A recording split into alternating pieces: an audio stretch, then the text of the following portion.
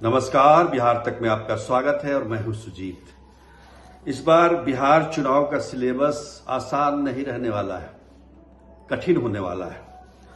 और इस कठिन परीक्षा को पास करने के लिए तमाम राजनीतिक दल जी जान से कोशिश में लगी हुई है कि किसी तरीके से इस परीक्षा को पास कर जाए, 2025 के बिहार विधानसभा चुनाव में उनकी नैया पार लग जाए। अब देखिए, पहले तो पिछले 2 चुनावों से तो ऐसा हो रहा था कि आमने सामने की लड़ाई थी, लेकिन इस बार मामला ऐसा नहीं रहेगा। इस बार तिकोना मुकाबला होने के जबरदस्त आसार दिख रहे हैं। खासतौर पर प्रशांत किशोर की बात करें तो प्रशांत किशोर जिस तरीके से एक पर एक करके अपने कार्यक्रम ला रहे हैं, अपने पार्टी को लेकर जिस प्रकार से वो चल रहे हैं, वो ऐसा लगता है कि वो इस लड़ाई को आसान नहीं रहने देंगे। अब देखिए, उनका जो है कल्याण बिघा, जो कि मुख्यमंत्री नीतीश कुमार का गांव है, वहां जाने का जिस प्रकार से उनकी कोशिश रही। हालांकि कार्यक्रम तय किया गया था बिहार शरीफ में रैली का, लेकिन प्रशांत किशोर अपने पूरे दल बल के साथ कल्याण बिघा जा रहे थे। प्रशासन ने रोक दिया। प्रशासन से उनकी जो बातचीत हुई है, जिस प्रकार से नोकझोंक हुई, वो भी वीडियो मीडिया में वायरल हुआ और जनसुराज की तरफ से ही वो जारी किया गया कि किस प्रकार से किसी गांव में जाने से रोका जा सकता है। खैर, ये तो प्रशासनिक मुद्दे हैं और प्रशासन का अपना, हम ये कह सकते हैं, निर्णय है। लेकिन एक ही गांव में इतने ज्यादा लोग जब जाएंगे किसी राजनीतिक उद्देश्य से, ठीक है, इतने लोग हो सकता है कि बाराती में जरूर जाते होंगे, लेकिन राजनीतिक उद्देश्य से जाने से विधि व्यवस्था की स्थिति बिगड़ सकती है। इसलिए प्रशासन ने इस प्रकार के कदम उठाए। अब उनका अगला चरण हो रहा है बिहार बदलाव यात्रा, जो कि सिताब दियरा से शुरू होगा, जेपी के गांव से।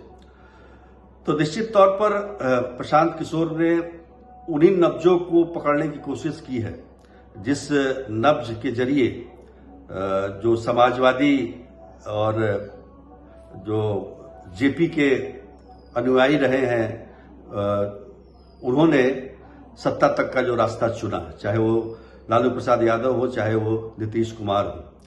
तो प्रशांत किशोर ने अपना इस तरीके से अभियान शुरू कर दिया है और जैसे जैसे चुनाव नजदीक आते जा रहे हैं, उसी प्रकार से प्रशांत किशोर का अभियान भी तेज होता जा रहा है। लेकिन दूसरी तरफ हमें यह भी देखना है कि कांग्रेस भी कम एग्रेसिव नहीं है। देखिए, इस साल 5वीं बार कांग्रेस के वरिष्ठ नेता राहुल गांधी बिहार के दौरे पर आ रहे हैं।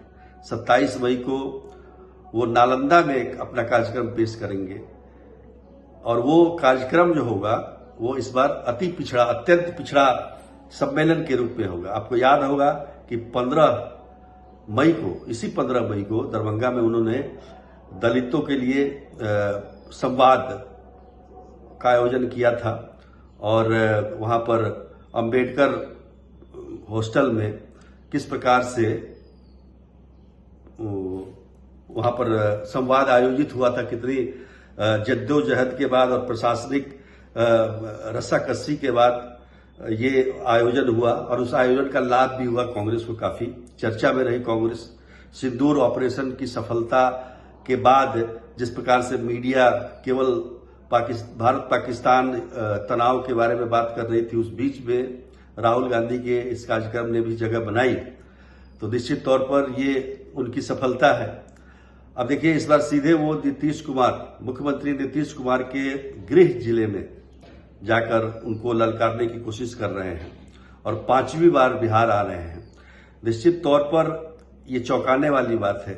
एक तो उनके जो विरोधी हैं, यानी कि एनडीए के लिए भी चौकन्ना रहने की बात है, लेकिन साथ ही उनके जो सहयोगी दल, जो सबसे बड़ी पार्टी है आरजेडी के नेता तेजस्वी यादव को भी चौकन्ना रहने की बात है। जिस प्रकार की तैयारी कांग्रेस ने इस बार की है, निश्चित तौर पर हम ये कह सकते हैं कि अभी की स्थिति में उसकी तैयारी कांग्रेस यानी कि कांग्रेस की तैयारी आरजेडी से कई कदम आगे है। अब आरजेडी की तरफ से जो चुनाव को लेकर जिस प्रकार की तैयारी होनी चाहिए उतनी तैयारी और तत्परता नहीं दिखाई दे रही है जितनी कि कांग्रेस की तरफ से दिखाई दे रही है। तो इसका निश्चित तौर पर कहीं ना कहीं इसका श्रेय जो है वो राहुल गांधी को जाता है, क्योंकि राहुल गांधी लगातार बिहार का दौरा जिस प्रकार से कर रहे हैं उससे ये साफ साबित होता है कि बिहार चुनाव को लेकर वो काफी गंभीर हैं और इसी गंभीरता के तहत वो चुनाव भी लड़ना चाहते हैं। अब देखिए, कांग्रेस और आरजेडी का गठबंधन तो काफी पुराना है, इसके बारे में कई बार चर्चा हो चुकी है। कांग्रेस अब तक जो है पूरी तरीके से आरजेडी पर निर्भर रही है जितने भी चुनाव हुए हैं, और हर चुनाव में कांग्रेस के उम्मीदवारों का चयन आरजेडी के नेतृत्व के द्वारा ही ज्यादातर किया गया है, ज्यादातर उम्मीदवारों का चयन। लेकिन इस बार ऐसा नहीं लगता है। जिस प्रकार से कांग्रेस ने बदलाव किया अपने संगठन में और जिस प्रकार से वो एग्रेसिव हैं अपने मुद्दों को लेकर, खासतौर पर आरक्षण को लेकर, दलित और अत्यंत पिछड़ी जातियों को और आरक्षण मिले उसकी बात को लेकर हम कहें तो निश्चित तौर पर ये आरजेडी से कुछ कदम आगे की बात है। आरजेडी जहां A to Z party A to Z की बात करती है, मैंने सभी जातियों को साथ लेकर चलने की बात करती है, भले मतलब बात तो करती ही है, भले ही उनका कोर वोट यादव और मुस्लिम हो, लेकिन वो सभी जाति को साथ में लेकर चलती है। लेकिन कांग्रेस के साथ ऐसा नहीं है। कांग्रेस ने अपना स्वरूप कुछ बदला है। कांग्रेस को माना जाता था कि पहले कांग्रेस अपर कास्ट की जातियां कांग्रेस को सपोर्ट कर सकती हैं, लेकिन कांग्रेस अब सभी वर्गों में, खासतौर पर अत्यंत पिछड़ा और दलित में अपनी पैठ बनाना चाहती है। मुस्लिम तो पहले से ही कई राज्यों में उनके साथ हैं। असली तो मुस्लिम जो कहीं किसी को मानता है वो कांग्रेस को ही मानता है। कुछ क्षेत्रीय पार्टियां हैं कुछ राज्यों में जहां पर कांग्रेस की बजाय मुस्लिम उस पार्टी को तवज्जो देते हैं, जैसे बिहार में आरजेडी और उत्तर प्रदेश में समाजवादी पार्टी है। पर इस बार जो तैयारी है, हालांकि कांग्रेस निश्चित तौर पर गठबंधन में ही चुनाव लड़ेगी और आरजेडी के साथ ही चुनाव लड़ेगी, लेकिन ये तैयारी केवल इस बार के लिए नहीं हो रही है, 25 के लिए, 2025 के लिए, 30 की तैयारी है। कांग्रेस जो कि हमेशा आज से समझिए कि 35 साल पहले बिहार में हमेशा सत्ता में रहा करती थी, आज किसी की मदद से कभी कभी वो सत्ता में आ जाती है, लेकिन कांग्रेस को वही पुराना स्वरूप चाहिए और उसी जो उसका इतिहास रहा है उसी स्वरूप में फिर से अपने आप को पाने के लिए कांग्रेस के अंदर जो छटपटाहट है वो अब दिखाई दे रही है।